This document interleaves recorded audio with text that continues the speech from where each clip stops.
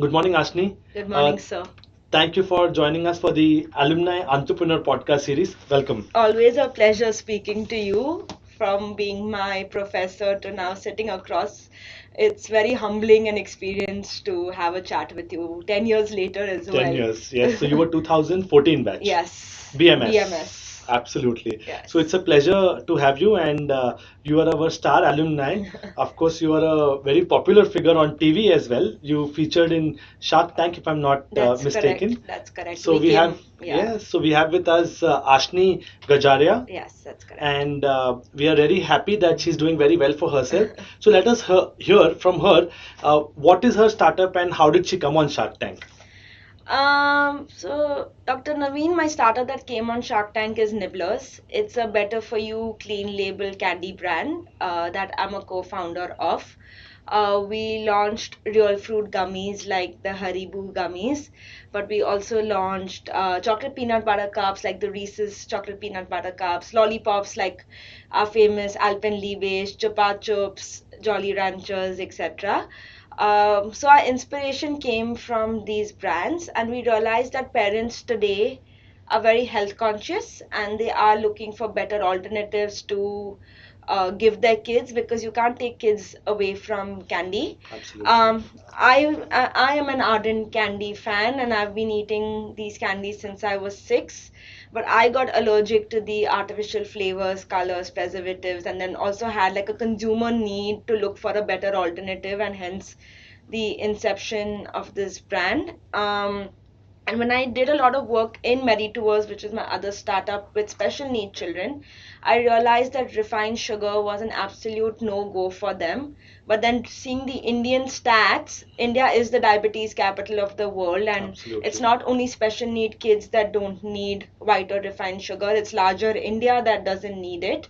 And we'll need to look for better alternatives. I'm not saying to completely cut everything off, but look for more sustainable ways of your consumption considering the awareness has gone so high. And that's where Nibblers was born. I think Shark Tank was also a great experience. To be amongst the 150 brands to come on national television feels great. It feels like a good validation. There are lakhs and lakhs of applications that come in over the rounds. There are 5 rounds. Wow. So we actually shoot 9 months before we air. So we started the process in June or July of 23 and actually aired in March of 2024. So it's not like, oh, just because you got in on the first application or the second application that you're definitely going to be on air. Sometimes you can shoot with the sharks and still not come on air. Oh my So God. So you that would have been very disappointing for yeah, many. some brands had that experience, and I feel really unfortunate about that. Oh my But God. you get to know only like 4 to 5 days before coming on air that you're going to be on air, and what's going to be shown in those 15 minutes. I, as a founder myself, don't know because Absolutely. we shoot for 2.5 hours and then they edit it for those 15 minutes. But I'm actually extremely thankful to the Sony team and the production team. They were very Awesome. supportive in everything, and it was a great experience, I Wow. feel. Yeah. And we are very proud of Aashnee that she's made us proud by coming on Sony and Shark Tank, and she's an inspiration to many of our ESL students. So whenever there is an entrepreneurship event, the first name that comes to us is Aashnee, and she's Yeah. always been there. So thank you, Aashnee, Thank for you so always much. being there for your college. Thank you. Uh, so you're basically catering to the sweet tooth, but in a healthier way. Yeah. I wouldn't say healthier because candy can't be healthy. Okay. I would say it's a better alternative than the usual crap that's available in the market, because it's not like you're going to eat that candy and get proteins, or like you're going to get like, that's not true. So But it's like choosing between the devil and the deep sea. yeah, It's a better alternative to to the whatever is available in the correct, candy correct, candy correct. market per se. So looking at more sustainable options, because see, you Super. can't completely cut off everything in your life because now you're suddenly aware of the bad stuff in it. But at least look for more sustainable ways of consuming it and finding alternatives. So all our gummies are made from real fruit pulp. our colors and stuff come from turmeric, etc., which are natural healers. So Superb. even our sugars are mainly natural sugars found from fruit and plant sources. That's awesome. Yeah. So I think that's good for the kids as well. Yeah. That's a great And parents space. actually tell us that they eat as much as their kids. While they buy it for their kids, they feel nostalgic because we've grown up eating candy. So they Absolutely. now buy 3, 4 packets, wherein they keep probably 3 packets for themselves and like Yeah. 1 packet for their kid, etc. And then Absolutely. so they secretly also eat our candy Yeah. to have Yeah. their memories back So you're, putting alive the child in them in back them. again. Yeah. So that's a Yeah. wonderful Yeah. way, and that's an excellent market. One more thing, students, that we should learn from Aashnee is that how do you target a market? It's a very niche that she has chosen, and it's a very interesting niche that she has chosen and a profitable niche. Yeah. So I think as potential entrepreneurs, you may want to learn from Aashnee how you wish to choose this kind of niche. Yeah. Well, when you were speaking about your Shark experience, you also mentioned about one more startup of yours, which is Yeah. Meditourz. Yeah. Uh, I've read this saying that if you rock two boats, you don't know what's going to happen. Yeah. So, how is your journey by putting your left foot in one and the right foot in another? Is it a challenge? Is it an opportunity? Or it's a dangerous boat to be in while Yeah. rocking two boats together? So, like Dr. Naveen, I feel that you can manage it if you have the right co-founders and the right team members. I don't think it's only a one-person journey. I don't think entrepreneurship, in fact, it's never about the founder or the co-founder. It's about the team that kind of supports you and backs you. Because if there's no team, you won't have any time to do anything, Anything. right? So the thing with Meditourz is I had my mum as my co-founder, and she decided to start her entrepreneurial journey when she was in her 60s. Wow. After being in the corporate world, she was with the British Consulate for 14 years, Super. and was a very senior visa officer there. So she left that and took a voluntary retirement, helped my dad with his export jewelry business for a while, and then say, no, I want to do something that's more impactful for society. So Meditourz was actually a philanthropic venture. We helped a Bangladeshi family get their medical visas and get their passports made to travel to India for treatment. That time, the External Affairs Minister, Ms. Sushma Swaraj, was very instrumental in helping us in Wow. getting them their medical visas and getting Bangladeshi passports made, etc. Air India was kind enough to fly them down at absolutely no cost. For how much ever bad reputation that we give to Air India also has a very Wonderful. good side Wonderful. to it. And then we took on the treatment for the patients in India at absolutely no cost. Wow. Per se. So that's when we saw the need of such a service, because we realized that the West was very expensive. The Middle East and Africa didn't have the healthcare systems like we do. And with the pressure on NHS in the UK and stuff, wait time is now 8, 10, 12 months, sometimes even 2 years. By then, the person may Yeah, not even condition, be yeah, may there, right? worsen And the and condition may worsen. And patients started to realize that the doctors treating them were effectively Indians. So why not come to the root or the source where the doctors are from and get their treatments done in India? And because of my mom's consulate background and my grandfather being amongst the first business Indian families settled in the UAE in Dubai, we had the right resources to use in the right way, right? Like sometimes people say, oh, these are all connections, and just because you have the connections you can do this. I think you can have the resources, but how to use and channelize those resources in the right way is what's important. absolutely. So that's what we did, and then we made it a for-profit business, and the ones who couldn't afford it, we would put in a certain fund from those profits into the ones who couldn't afford it, and then sponsor that in the more philanthropic way. And my dad actually heads 4 special needs schools in Wow. India through the Rotaract, as in to the Rotary. Rotary mission, of course. I was a part of the road track, but they are a part of the Rotary. Rotary. So they supported in that way as well. And then we've treated the vice president of Maldives children, done a lot of Wow. work with the Dubai, Abu Dhabi health authorities, worked with the Thai government, etc., and have a presence in 8 countries now. And in fact, as of last month we've ventured into Ayurvedic wellness, because Ayurveda is The again next, an yes, Indian origin treatment. origin treatment that the West made famous with yoga, Absolutely. meditation, and turmeric latte, which is a haldi wala doodh. So yeah, we're promoting prevention, and we feel that now prevention is the new cure, Absolutely. because a lot of people are now looking for early intervention with those kind of treatments, and I see a lot of benefits if you eat right, lead a active lifestyle, and look after your stress and sleep, right? Because True. I eat right and lead an active lifestyle, but I realized that stress and sleep yet caused a lot of my parameters being bad.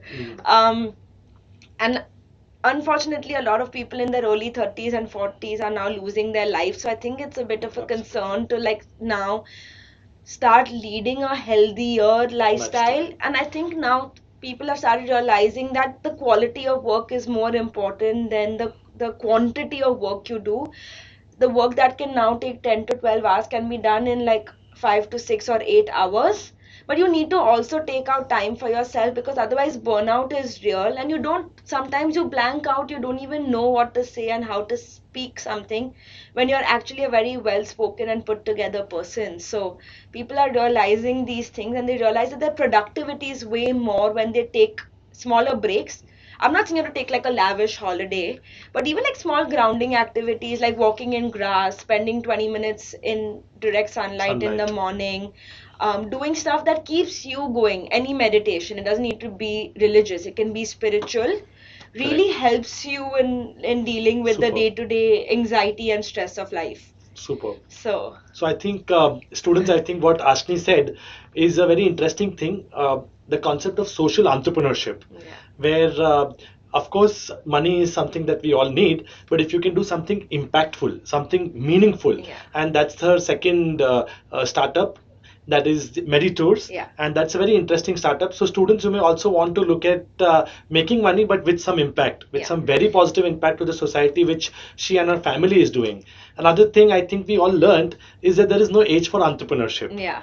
She is in her youth, and her mother is now a senior citizen, Yeah. and they both are having their own startups and doing wonderfully well. Yeah. So I think in last all three episodes, age was one thing that we were discussing, and time and again we are getting evidence that age has nothing to do with entrepreneurship, or it has limited things to do with entrepreneurship, Yeah. and it's more of a growth mindset Yeah. than a number as to what age did you start your business with. Yeah. So this is the second learning, and the next important learning, what I feel, which all across the three podcasts that we did till now, is network is your net worth. Yeah.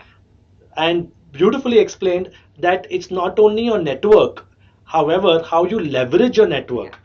So you may have a great network, you may know the who's and who's of the world, but what work you have from them, and it's not about always asking for work, it's also giving. Yeah. The more you give, as she said, that we helped someone, and that's when they Yeah. got the opportunity. It was only when they helped the Yeah. people in Bangladesh, they got this opportunity and they could convert this into a business. Yeah. So my friends, please understand that it's not exploiting a network, Yeah. but it is exploring, it Yeah. is engaging, and it is also giving back. So once you do that, like she's giving back to her alma mater, giving her time, coming back and inspiring all of you, and that's been wonderful. So thank you. Thank you. Great. So moving on to the next question. Lot of my students से sir, एक बार मैं shark tank पे आ गया ना तो मेरी life बन गई. I get money from the sharks और I don't get money, funding irrespective. So one of the students said there's a term, sir, they are called as Shark Tank gold diggers, saying that it does not matter whether I get money, I don't get money. The moment I come on Shark Tanks, I'm in the eyes of the entire startup ecosystem. Yeah. What are your views on that? Is it true, false? Should students aspire to be there, or they should focus on building value rather than valuation? What is more important? So, Dr. Naveen, I would actually answer that question in two ways. The marketer in me would say that Shark Tank is a great platform for visibility, because that's 15 crores or 20 crores of prime media time, which as a startup, I don't think any one of us have. So if you actually make it through the 5 rounds and all the applications that come in, it's actually a great validation for a story to tell that you're genuinely creating some value, and which is why, or you're saying some story, which is why, or you're solving some problem, which is why you've actually made it to the 150 startups that come on national television, right? However, I don't think we should ever forget the principles of business, and we shouldn't just chase the valuation game. Sharks are also human beings. They have made their money through hard earned methods and sources, and they have also seen their fair ups and downs. So there can be cases that they reject the offer or the founder rejects the offer because it doesn't work out for whatever reasons. It's eventually a marriage, right, Absolutely. between an investor and a founder. The same way it's a marriage between individuals. So it's always a long term game. So you need to see if both the parties are on the same wavelength, have the same principles in lives, etc. However, keeping the business principles and the crux of it in mind. So I wouldn't say that you can just go to Shark Tank and think everything is hunky dory. Yes, it's a great platform for marketing and a lot of validation and adds a lot of value for national visibility. But the core in terms of your business principles and everything else should definitely also be in place. Very well put, Yeah. Ashni. Thank you. So that's the reason we asked this question to her. We wanted the difference between value and valuation to come out. Yeah. So, ultimately, any platform will give you visibility. Yeah. However, once you get the visibility, if you can't deliver what you have promised, Yeah. there's going to be a big problem. So, my friends, please aspire, please go ahead, do all the visibility that you want, Yeah. but don't forget the fundamental principles of business, Correct. which are required for any business to succeed, which is value. So if we add value to Yeah. whatever we are doing, there's a high probability that the valuation tends to follow value. Yeah. So that's wonderful, Ashni. Thank you so much for that. And I have few other questions. Sure. Scalability is the most talked about subject. Did you face any scalability issue in both your startups? If yes, how did you mitigate that scalability issue? So I don't think we face the scalability issues with Meditourz because Meditourz is a need.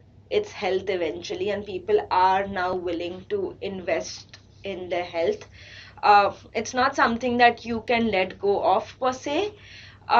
You have to actually prioritize your health, and COVID made us realize that's the most important, even more than finances. Like, of course, you need the money to run your house, get food on your table, etc.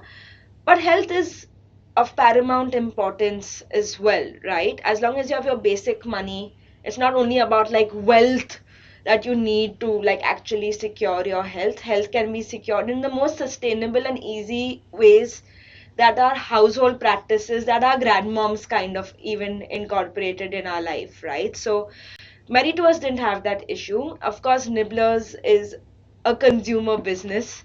Of course. FMCG and CPG are very, very hard businesses. It takes years and years to build a Nestle, a Parle, a Unilever, etc.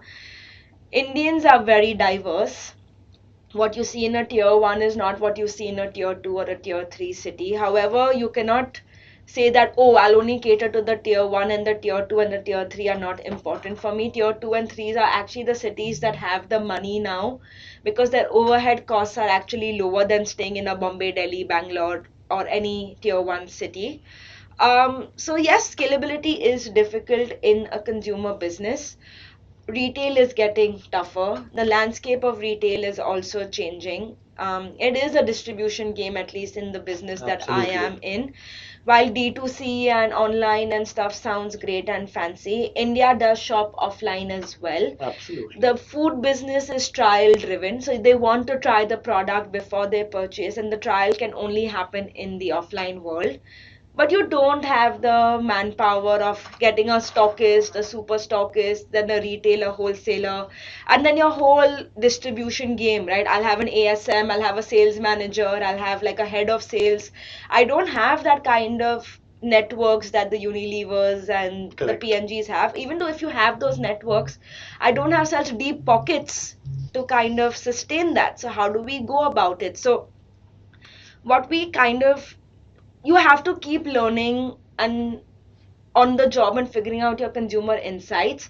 So yes, while having a website is great, we realized that acquiring customers online is very difficult because everyone is spending on Meta and Facebook right now. Absolutely. So you can't say, oh, मैं सिर्फ Meta ad कर दूंगा या Facebook ad कर दूंगा और मुझे customers मिल जाएंगे, right? To get those customers, A, are expensive, and then your average order value and your ticket size of your product is actually lower than the price you pay to acquire that customer. Yeah. So say I'll give you in number terms, say it charges you 500 rupees to acquire a customer, but your product is only 150 rupees. So technically you're losing out the balance. You're burning money. Your balance money, Yeah. right? So then how you bundle products to sell the products online? But for people to buy a 600 rupee product online, they need to know the product, try the product. You need to do So a lot chicken of and egg story again. you if I have to didn't try. educate the product, educate them about the product, etc., right? So you have to see what channels work for you.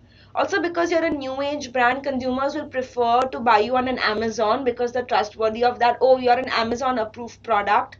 That means you'll There's definitely quality, and they ensuring that you will pay for that product and the product will get delivered. India is also a very big COD market, which is cash on delivery. They don't want to prepay it because they're unsure if the product will reach them or not reach them, right? So there are a lot of those nuances you actually have to study.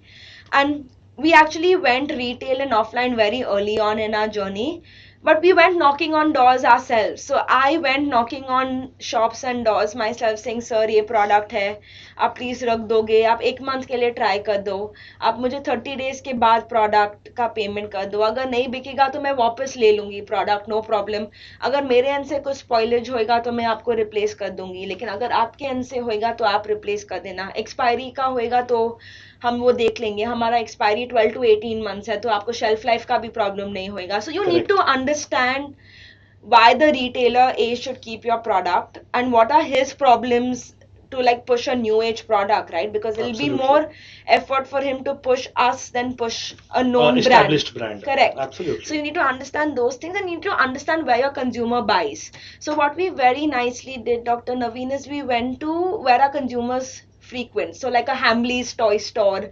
crossword bookstores, because parents want to inculcate reading habits. So they will come to a crosswords and spend time with their children. And then if they've been a good kid, the parent would be happy to reward them with some candy, etc. We went to play areas. So very strategic places where we kind of placed our product, and we actually got into licensing. So very similar to how we get toys in our Kinder Joy chocolates or a McDonald's meals used to have our toys, etc. We had the license of Paw Patrol for 14 months where we got kids to give them an opportunity to collect 22 Paw Patrol collectible stickers with every lollipop purchase. Oh, lovely. That's awesome. So they kind of used those stickers to iron on, and we made sustainable stickers. So they could iron on any cloth item like their backpacks, their pouches, their t-shirts, and the sticker would transfer. That's awesome. So they wanted to collect those Paw Patrol stickers, and touchwood, because of that Paw Patrol license, everyone was like, oh, these are those Paw Patrol lollipops, right? These are those Paw Patrol lollipops, right? Wow. Instead of trying to build your own character, which is good because in the long run it stays for longer time. Absolutely. But again, the money that would take to build that character, you need to have really deep pockets. So what we kind of did was picked ourselves with another character that's known, and then our brand got known because of that character. Interesting insights. Yeah. So students, I think this is the David versus Goliath story, which Aashnee has beautifully explained, that when you have limited resources, how you still can make a mark in that market by using different concepts that you learned in class. Yeah. So all of these are marketing lessons, which she's demystifying here in practice, where she had this collective items. I'm sure we all collected some or the other things during our childhood. I used to collect those, fusion gum tattoos. Yeah, the boomer ones as well. Yeah, absolutely. So the same culture she's trying to inculcate in the candies through the lollipop and the other things that. So this was actually my co-founder Sandhya's idea. Awesome. So she's like, we should get something that's a collectible. What should we do?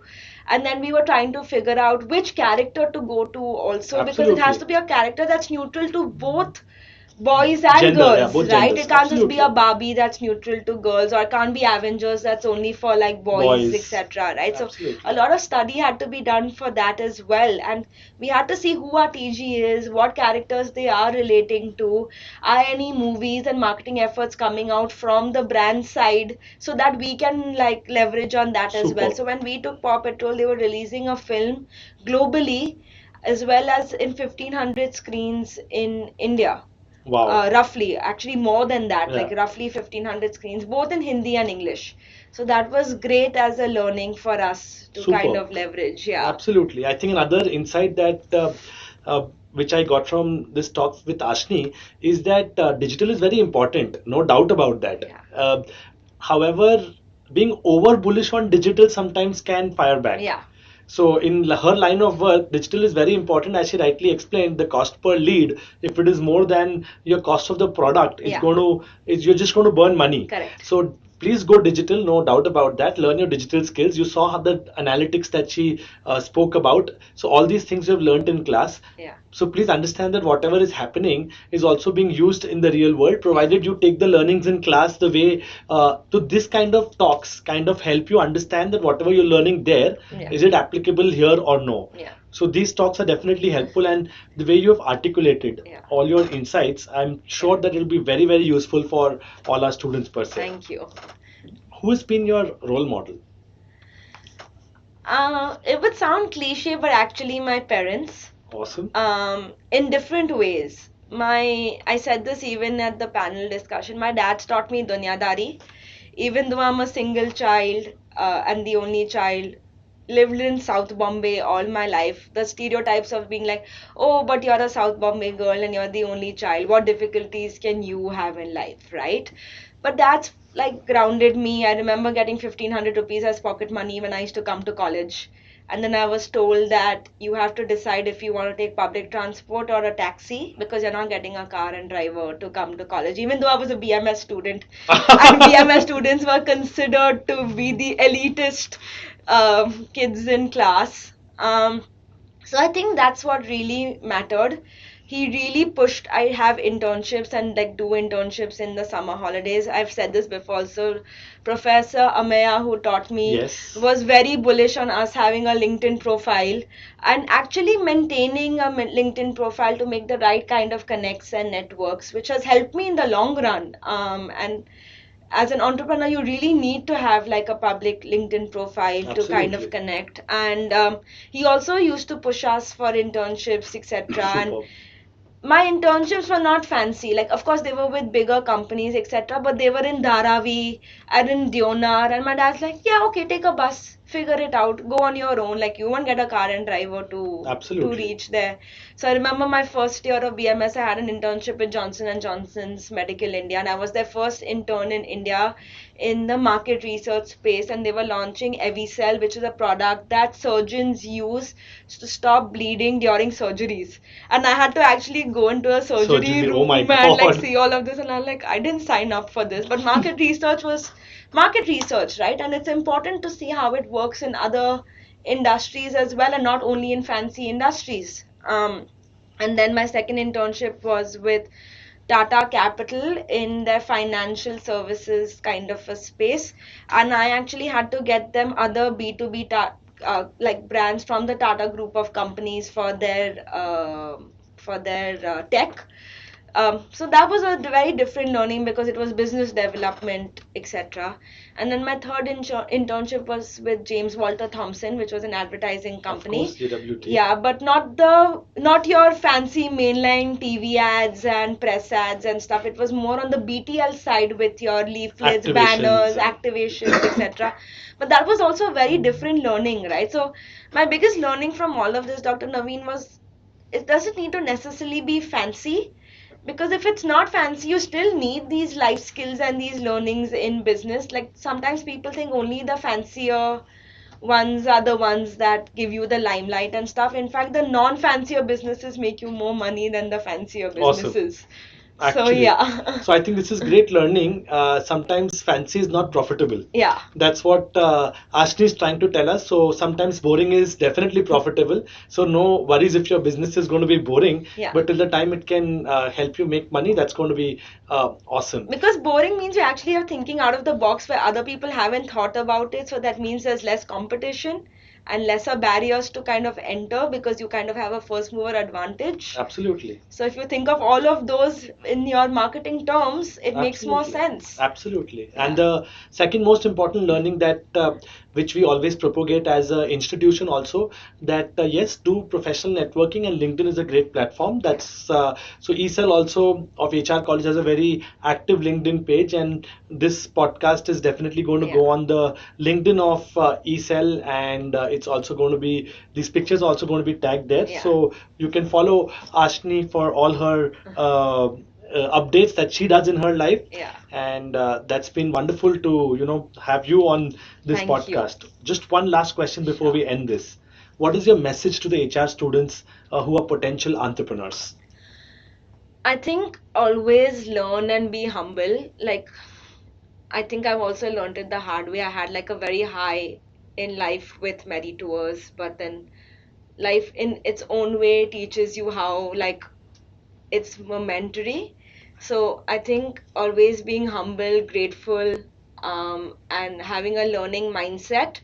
You can always have success in life. I'm not saying having success in life is wrong, but I feel like always having like a growth and a learning mindset will help you stay grounded and humble, because it's impossible that you know everything in life. Sure, you could know some things in life, but maybe there are better ways even to do those some things. So if you learn the better ways and the better tricks of doing that, it helps you with a more positive outlook and a better output as well, right? So I think that's my biggest learning. And college isn't as bad as you seem. I know you all want to bunk lectures and like you feel that you learn better outside, or you want to go chill in life. And I know that again, I'm not like belittling the Gen Zs, but I understand the work life balance, but life is not so black and white. It's actually very gray. So you have to figure out how to do multiple things. And while you do question the stereotypes and the norms, which is a good thing, but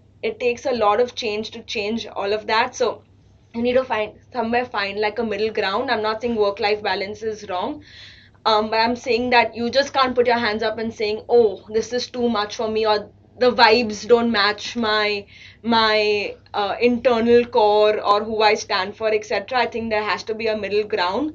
We also need to realize that the world is changing. India is booming. However, there's a lot of talent in India as well. So how do you differentiate yourself to really be out there? Because if you don't do it, there are 20 other people who will definitely do it. So yeah, I think it's about the Super. right balance Super. So and learning. stay humble, keep learning, and do internships. Yeah, I would definitely recommend internships. It's taught me so much. And I'm not saying this just because like your professors recommend it, but I genuinely understand why they recommend it. And I've like you'll She's a beneficiary of the same. yeah, you'll keep saying हाँ ये लोग तो सिर्फ ज्ञान देते हैं, but when you come on my side, you'll understand the benefits of it.